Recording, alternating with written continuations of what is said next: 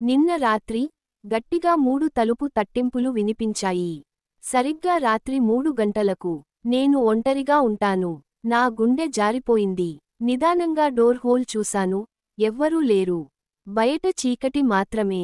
నిశ్శబ్దం. తిరిగి మంచానికి వెళ్ళిపోతూ ఉండగా మరోసారి తలుపు తట్టింపు. మరింత గట్టిగా. క్షణాల్లో ఫోన్ తీసుకుని పోలీసులకు కాల్ చేయబోతుండగా నోటిఫికేషన్ వచ్చింది. మీ ఇంటి కెమెరా ఎవరినో గుర్తించింది. తనివితీరా చూశాను. స్క్రీన్పై ఒక నల్లటి రూపం. ముఖం లేదు. కదలిక లేదు. కేవలం అక్కడే నిల్చొని ఉంది. తనిఖీ చేసేద్దామని ముందుకెళ్లగానే హఠాత్తుగా అది మాయమైంది. నేను తలుపు తెరవలేదు. కాని ఈ ఉదయం నా ఇంట్లోపలికి వచ్చిన చెబ్బరపు అడుగుల గుర్తులు కనిపించాయి.